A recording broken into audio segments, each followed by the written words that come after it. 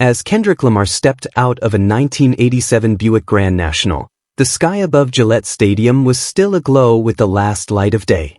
The crowd erupted in cheers, their excitement palpable as a sea of flashing phones and raised hands greeted the West Coast icon on his way to the stage. Smoke swirled behind him, engines roared from the speakers, and just like that, the Grand National Tour kicked off. By the way, welcome to Celebrity Hip Hop Showroom, where hip hop and celebrity drama never sleep, so hit that subscribe button so you never miss the mess. Let's get into it. But this was more than just another stop on a tour. It marked a pivotal moment. The nearly 3-hour performance featured 8 acts that redefined what a co-headlining show could be.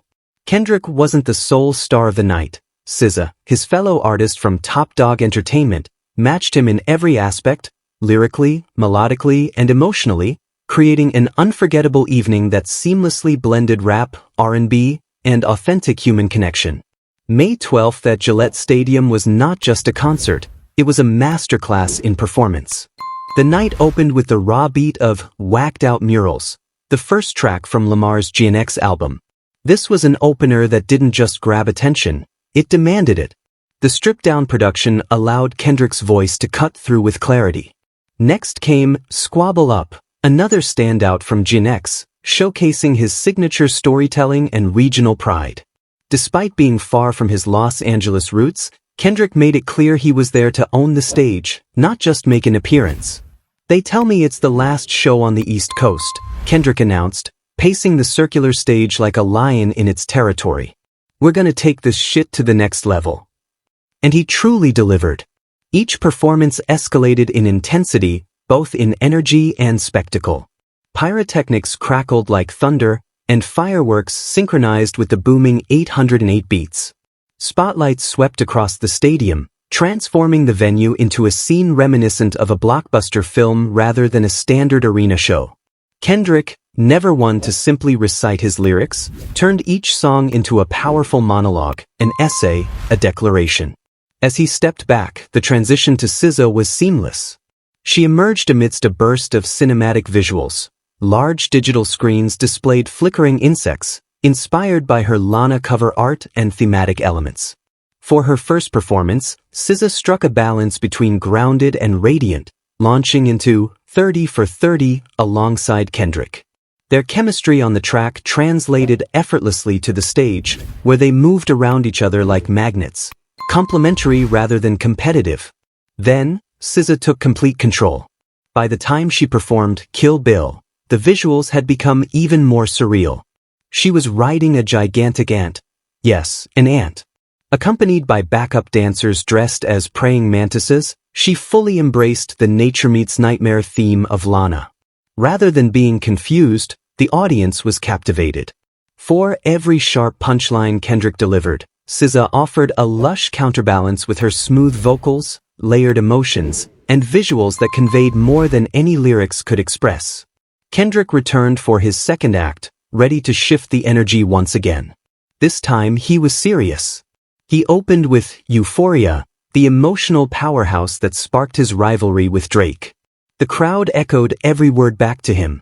Next came Hey Now and Reincarnated, both GNX tracks filled with personal reflection and cultural pride. Lamar moved with focused intensity, using the wraparound stage to bridge the emotional gap between himself and the audience.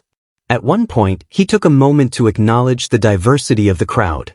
"I see a lot of day ones, but I see a lot of new faces," he noted. To gauge their familiarity, he performed a remixed version of Swimming Pools, Drank, before transitioning into a haunting rendition of Mad City. The energy shifted to something more spiritual when he performed All Right, a track that has become an anthem. As his second set burst forth with color, quite literally. While Kendrick's visuals leaned towards a grayscale minimalism, SZA's were a vibrant mix of warm tones, deep reds, honey yellows, ocean blues. It was clear that the show was designed not just to alternate performers, but to alternate realms. In her segment, the tempo slowed, the atmosphere thickened, and the lights swirled. She immersed herself in Low, Scorsese Baby Daddy, and other SOS and Lana favorites, her voice smooth and electrifying. When the two artists finally reunited on stage, the audience sensed something extraordinary was about to happen. They kicked off with Doves in the Wind, a fan favorite that gained even more emotional depth in a live setting. Then came All the Stars, the hit from the Black Panther soundtrack, which illuminated the stadium with a starlit display. Love followed, and for a brief moment, the intensity of the night softened into something almost intimate. Two artists, one stage, and no egos. But Kendrick was far from finished. Not even close. Kendrick's next performance explored his vast discography, featuring classic hits like Poetic Justice, which reminded fans of his journey, while tracks like That and Good Credit showcased his lasting impact on the music scene. The performance of Poetic Justice, featuring Drake, felt especially poignant, not as a sign of reconciliation, but more as a cautionary reminder of the past before moving forward. Next was SZA's final and longest set. While Kendrick brought intensity, she infused a celestial essence into her performance. Dressed in a stunning gown, she seemed to float above the stage, delivering songs like Snooze, Good Days, and Kill Bill.